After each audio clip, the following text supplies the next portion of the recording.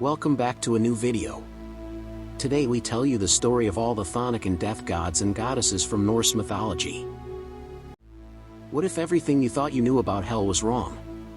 Most people associate her with just death. But her power in Norse mythology stretches far beyond the grave. Prepare to unravel the chilling complexities of Hel's true dominion and discover why she's a force to be reckoned with. Not just a ruler of the dead, but a silent architect of balance, endurance, and truth itself. Beyond the gates of Helheim, to speak of Hel is to walk the line between fear and reverence. She is not a figure of pure malice, nor a creature of decay and shadow. She is order among the forgotten, a sovereign who rules what remains. When the songs of battle have faded, in the great tapestry of Norse belief, those who died gloriously, warriors claimed by Odin and Freya, went to Valhalla or Folkvanger, their names preserved in feasts and fire. But what of the countless others? The mothers, the healers, the wanderers, the sick and the slain who bore no sword? They did not vanish. They went to her, to Hel. Hel's realm, Helheim, was not a place of torment, but a land of stillness, reflection, and inevitability. It lay beneath the roots of Yggdrasil, cold but not cruel, silent but not empty. She ruled over the unliving, those who existed beyond glory and grief alike. In this way, Hel's dominion stretched far beyond death itself. She presided not over endings, but over what endures when everything else falls away. Most see her as the keeper of corpses, but Hel's true title is older, deeper, the guardian of what remains. Daughter of paradox, Hel was born of contradiction. Her father was Loki, the trickster of chaos. Her mother, the giantess Angrboda, bearer of monsters. Her brothers were the wolf Fenrir and the serpent Jormungandr, two beings destined to unmake the world. And yet Hel, the quietest of the three, was given dominion not over destruction, but over what comes after. Half her body was radiant, living flesh. The other, pale and lifeless, a perfect mirror of existence itself. Life and death fused, inseparable. She embodied the truth that mortality is not a curse, but the thread that gives meaning to all things. When Odin cast her down into the underworld, it was not punishment, it was purpose. She became the boundary no god could cross, the keeper of souls that time refused to remember. The unseen influence, Hel's power was quiet, but absolute. She did not seek war or worship. She ruled from stillness. And through that stillness, she influenced everything. Every soul that passed her gates became part of her vast memory, a living record of lives once lived, of choices made, of the cost of every action. Through this, Hel shaped fate itself. There are whispers in the sagas of times when even the gods turned their eyes toward her halls, when Hel's decision determined the course of worlds. When Baldur, the beloved god of light, was struck down, it was Hel who held his fate. Odin sent messengers to plead for his return. Hel listened, her expression unreadable. She agreed, but on a condition. If every being in the cosmos would weep for Baldur, she would release him. The world wept, almost all. But one refused. And so Baldur remained in her hall, his brilliance dimmed, his absence a scar upon the living. Was it cruelty? Or was it truth, that even in divine love, not all hearts are pure? Through that single decision, Hel reminded gods and men alike that death is not a punishment, but a reckoning. The keeper of balance, Hel's influence stretches further than any sword's reach. She ensures that no life, no empire, no god outlasts its rightful span. In her domain, arrogance meets silence, and memory endures where glory fades. The Norse knew this balance well. Valhalla may celebrate the slain, but Helheim preserves the rest. The forgotten, the unspoken, the ordinary lives. that together form the foundation of the cosmos.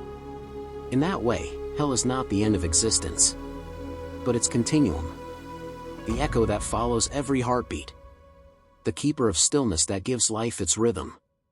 Even the gods will one day cross her threshold. When Ragnarok comes, and the world burns and drowns and is born anew, hell will rise, not as conqueror or victim, but as witness. For in every ending, she is already waiting. The face of truth. To follow hell is to embrace paradox. She is both decay and preservation, both silence and understanding. She is not the horror of death, but the honesty of it, the part of existence that refuses to lie. In her, there is no false promise, no illusion of immortality. She teaches that all things fade, and that there is beauty in their fading. Those who fear her do not understand her. Those who accept her find peace. For hell does not claim what is not hers. She simply receives what must return. Beyond death. So what if everything you thought you knew about hell was wrong? Then she isn't a monster to be feared, but the mirror the gods dare not gaze into, the one that reflects the truth of all creation. Hell is the breath after the last heartbeat, the stillness that hums beneath the world's chaos, the reminder that endings are not void, but completion. Her power is not in taking life. It is in reminding us why life matters.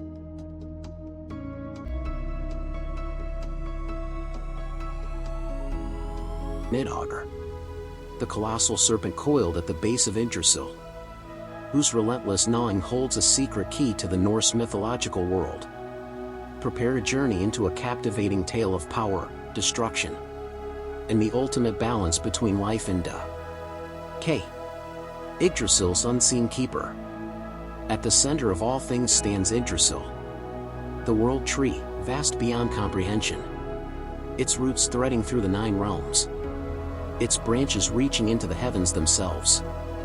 It is the spine of existence, the living axis that holds gods, giants, and men in fragile harmony.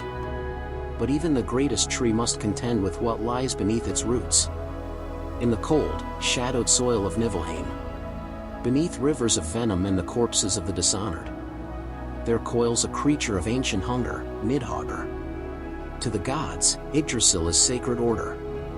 To Nidhogger, it is sustenance. Day and night, he gnaws at its roots. Not in rebellion, but in purpose. He is not a guardian of life, but its necessary opposition, the force that ensures nothing endures unchallenged. Nidhogger is the shadow of creation, the whisper that all structures, even divine ones, will one day fall. He reminds gods and mortals alike that growth cannot exist without decay, and that every act of preservation births its own destroyer. The cosmic balance. It's easy to mistake Nidhogger for a villain, a mindless beast bent on ruin. But in Norse cosmology, destruction was never evil. It was equilibrium. Yggdrasil needed him. Without decay, the cycle of rebirth would halt. Without entropy, there could be no renewal. As roots feed on the death of old leaves, so too does the universe feed upon its own endings. In this way, Nidhogger is not an enemy of Yggdrasil, but part of its heartbeat, a pulse of dissolution that makes existence dynamic, not static. He is both eater and sustainer, terror and teacher, the serpent and the sea. Yet Nidhogger is not to be confused with another serpent, Jormungandr, the Midgard serpent, who encircles the human world beneath the ocean's depths. Jormungandr represents confinement and inevitability, the boundary that defines what is known. His coiled body keeps the world in balance, his movements tied to tides and destiny. Nidhogger, by contrast, embodies what lies beneath boundaries. Where Jormungandr surrounds, Nidhogger corrodes. One holds the world together, the other ensures it cannot last forever. Their difference defines the Norse vision of balance. That even within divine order, decay must dwell, and that beneath every structure of beauty lurks a hunger as old as creation itself. The voice beneath the roots. From his lair, Midhogger hears the gossip of the cosmos. Atop Yggdrasil perches the eagle of wisdom, and between them scurries the squirrel Ratatoskr, carrying insults, secrets, and provocations from branch to root. Through this strange exchange, the serpent and the skybird are forever linked, the lowest and highest in constant conversation. The Norse saw this not as mockery, but as truth. That wisdom and decay are bound together, each feeding the other in endless dialogue. For in every whisper of rot, there is knowledge of how things grow. And in every act of creation, there lies the seed of destruction, unearthing its significance. An HGGRS story is not just about monsters or mythology. It's about entropy, the law that rules all things.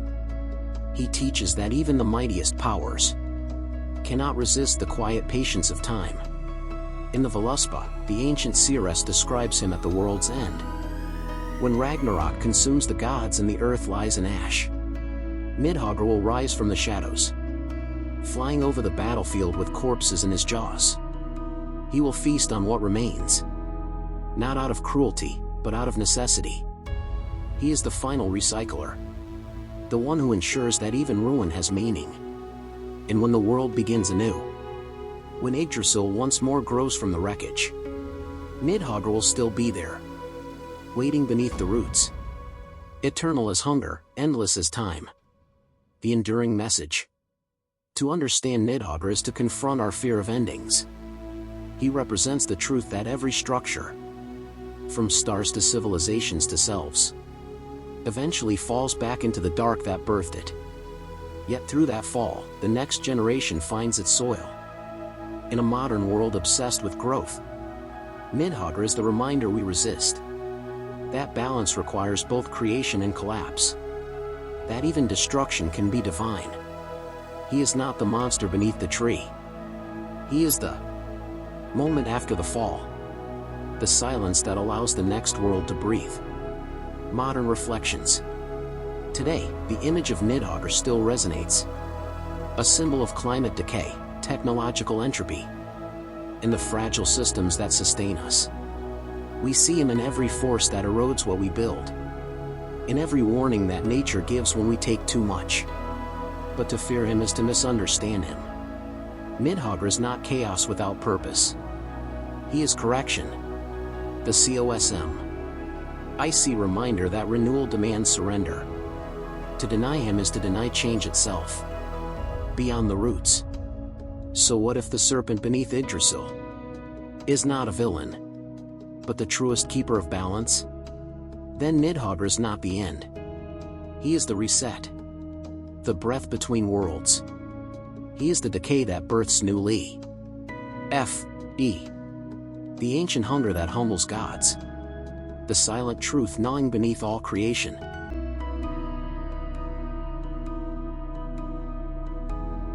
Midgardr, the unseen watcher of the underworld's bridge, holds a position of unimaginable cosmic importance. Her story isn't just about a guardian, it's about the very fabric of existence and death in the Norse sagas. Are you ready to meet the true sentinel of the dead? The resonance of the threshold. Imagine a bridge so ancient, so alive with power, that every step upon it echoes the pulse of souls bound for eternity. This is Gjallarbru, the resounding bridge. A golden arch spanning the spectral river Joel. The last divide between the world of the living and the cold silence of Helheim. It is said that the bridge sings beneath the feet of those who cross. Its sound revealing who is living, who is dead, and who dares to trespass between both. But Gjallarbru is not unguarded. Before its gates stands Midgardr, the furious battle maiden. A figure of immense, immutable purpose. She is not death incarnate, she is its threshold. And to pass her, one must first be seen, then judged, by the resonance of they, our very soul. Midgardr, the watcher of the dead. Few beings in Norse myth embody stillness like Modgutter. She does not chase, nor punish, nor condemn. Her power lies in knowing who belongs where. When Hermr, the messenger of the gods, rode upon Gjallarbru to beg for Baldr's return, it was Modgutter who stopped him. Her gaze pierced the veil between life and death, and her voice rang like steel upon stone. Who are you that disturbs the path of the departed? She was no villain, only the manifestation of cosmic order. For even gods must face her scrutiny. No oath, no plea, no divine name can bypass her question. To cross the bridge, one must align with death's design. That is Modgutter will Anil. Ding, necessary, eternal. The bridge that speaks. Gjallarbru itself is more than a span of gold and spirit. It is a living testament to the balance between life and loss. Each plank hums with the energy of those who have walked before. For the dead, its song is soft and welcoming. For the living, it trembles, warning them that they tread where time no longer flows. It is said that those who cross while alive hear echoes of their own heartbeat twist and distort. A reminder that mortality has a sound, and that it does not belong here. Through it all, Modgutter listens. Her senses extend beyond sight, beyond hearing. She feels the truth in every vibration, and knows instinctively whether a soul is ready to descend, or must be turned away. The purpose beyond death. In Norse cosmology, even death is purposeful. Helheim is not punishment, but peace. Not torment, but continuation. Modgutter stands as the first measure of that peace, the boundary that ensures the realms remain in balance. Her watchfulness keeps chaos from bleeding upward, and prevents the living from grasping what must remain unseen. In this way, she is both gatekeeper and guardian of the universal rhythm. She does not judge in cruelty, but in truth. Every death, every departure, passes through the silence she keeps, the echo in the modern world. Though her name is little spoken, Modgutter presence endures. We meet her every time we face a boundary we cannot cross. When we let go of what was, to embrace what must be. She is the calm before acceptance, the pause between breath and release. Her story is not about endings, but about the courage to face transition. So the next time you think of Helheim, do not picture only its frozen stillness or shadowed gates. Remember the bridge that hums with memory, and the sentinel who stands upon it, silent yet unrelenting.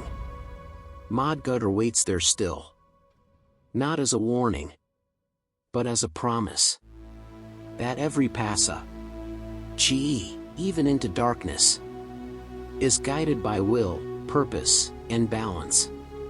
Beyond the bridge, if Nidhogger's decay and Jormungandr's confinement, then Modgutter's decision, the choice the universe makes between what stays and what must pass on.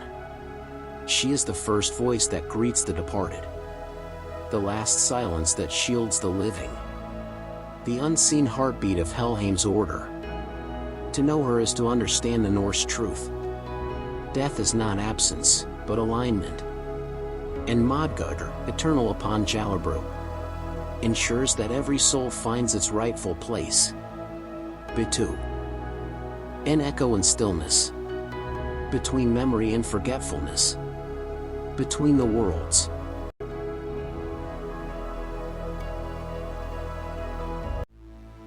What if the fate of a beloved god, and possibly the entire cosmos, rested on one desperate, terrifying journey into the land of the dead?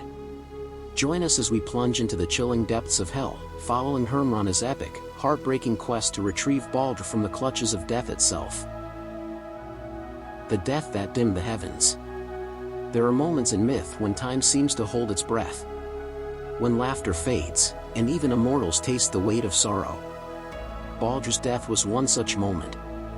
The most beloved of the Aesir, radiant and pure. Baldr was the embodiment of harmony itself. The light that bound gods and men in hope. Yet destiny, ever cruel, wove a darker thread.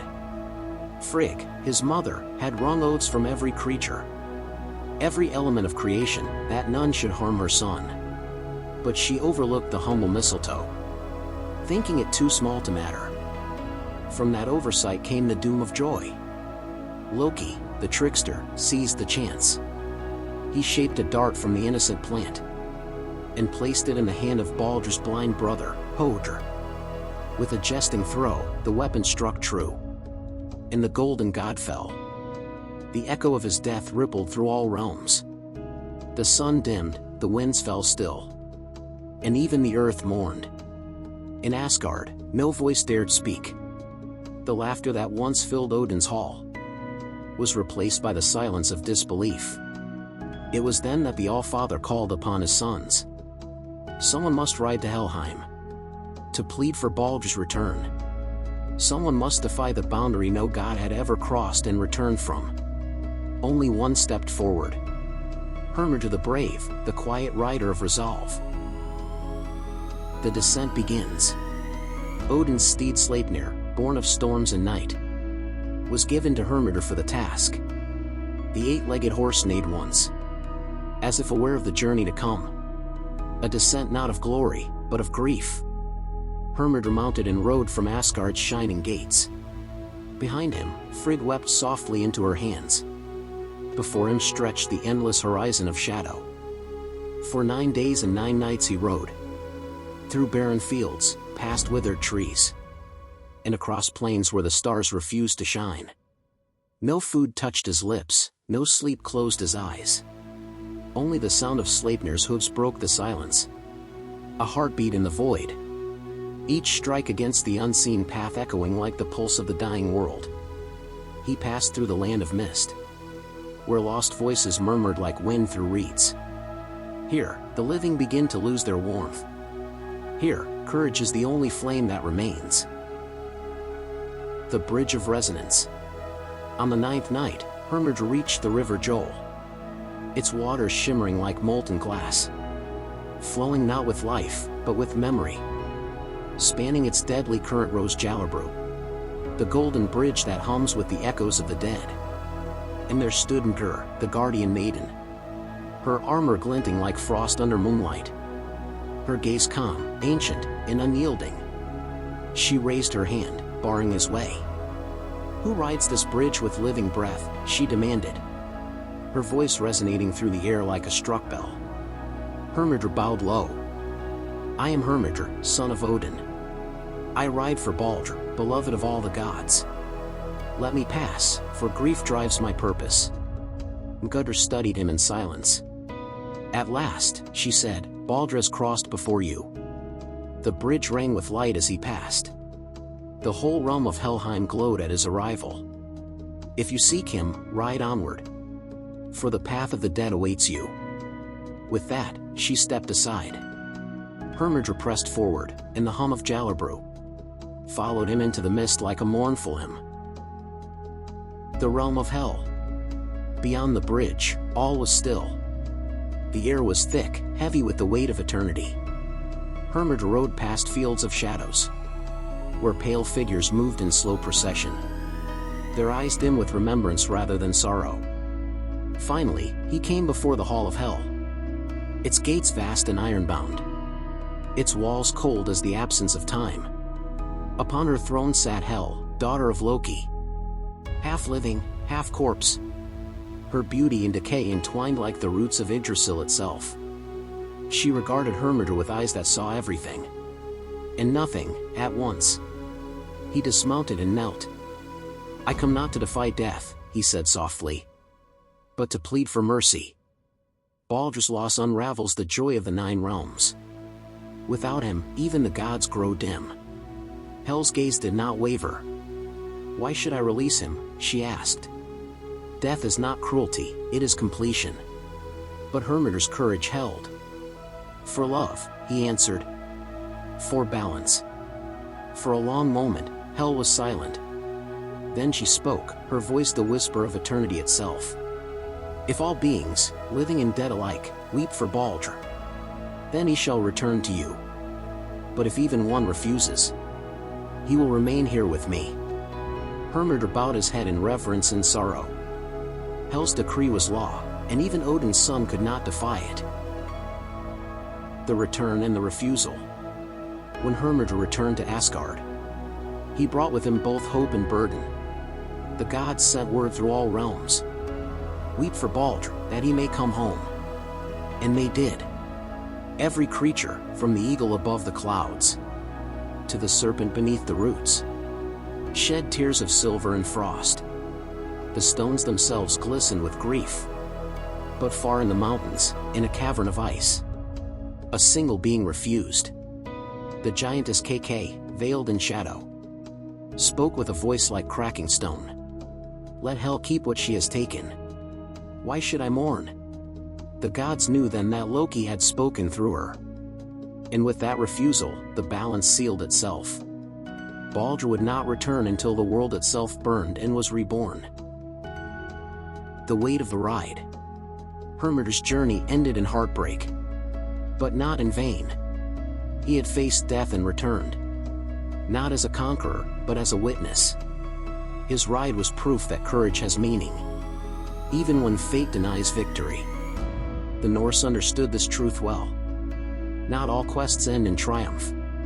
Some exist only to remind the living that hope is worth the journey, even when the outcome is beyond control.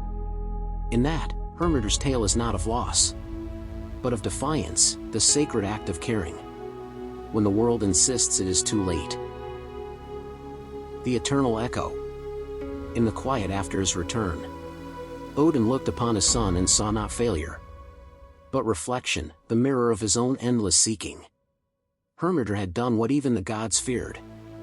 He had ridden into death for love. And though Baldr remained in Helheim, his light endured in story and song, promising that after Ragnarok, after the end in the ash, Baldr would rise again. The dawn would follow the darkness. Until that day, Hermodr's echo lingers. A hoofbeat across unseen bridges. A reminder that even in despair, there are riders still willing to cross into shadow, for the sake of the light.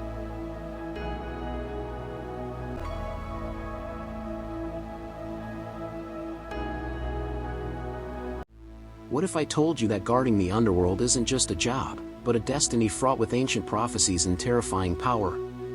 Today, we're diving deep into the chilling mythology of Garmr, the monstrous hound standing sentinel at the gates of Hell. Prepare to uncover the secrets of a creature whose roar could shatter realms and whose loyalty holds the key to the end of days. The howl that shakes the underworld. The bound fate of Garmr, Hellhound of Hell. There are tales that whisper of heroes and gods, of triumphs sung across golden halls. And then there are the darker stories, the ones that linger in the chill between heartbeats. Stories of creatures who were never meant to be loved, but without whom the cosmos would collapse into ruin. Garmr's one such being. The Watcher at the Threshold. What if I told you that guarding the underworld isn't merely a task, but a destiny weighed down by prophecy and blood?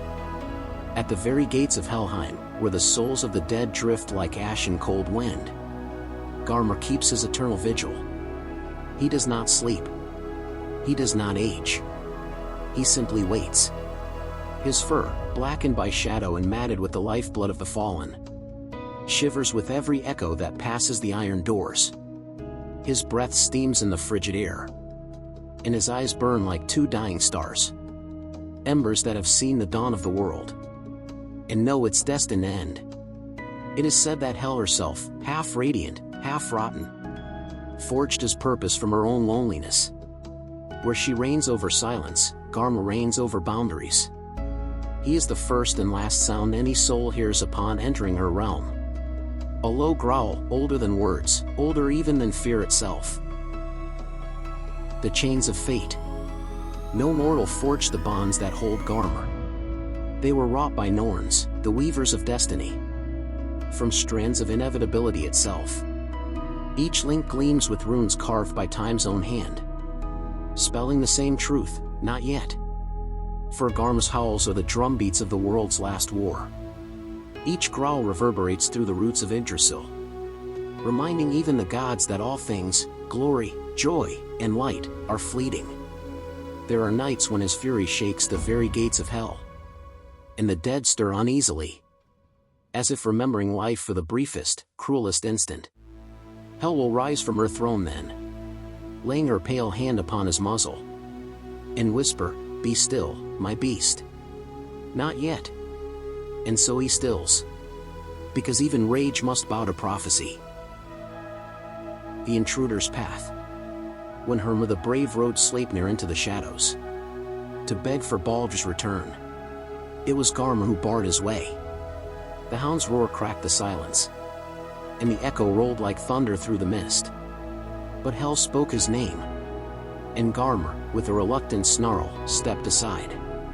The gate creaked open, and the living crossed the threshold of the dead.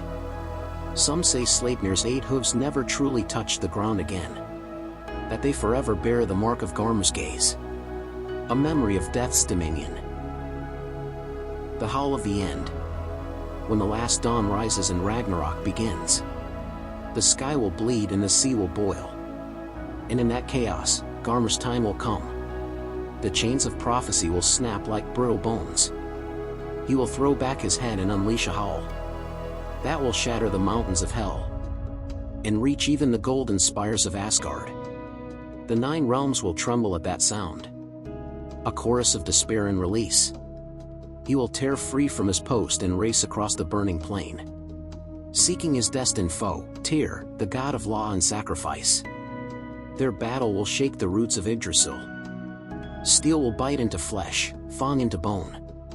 And though Garm will fall, mortally wounded, he will drag Tyr down with him.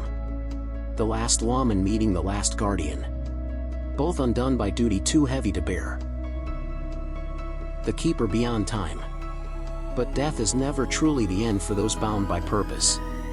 When the ashes settle and the new world blooms, some say a distant echo still lingers beneath its soil, the faint thrum of a heartbeat guarding unseen gates. Perhaps Garm's spirit endures, no longer chained, no longer bound, but remembered in the silence between worlds. For without a guardian, even paradise cannot last. Without shadow, even light forgets its meaning. And so the hound's story remains, a testament not to evil, but to duty unending. He is not the monster beneath the world. He is the balance that keeps it whole.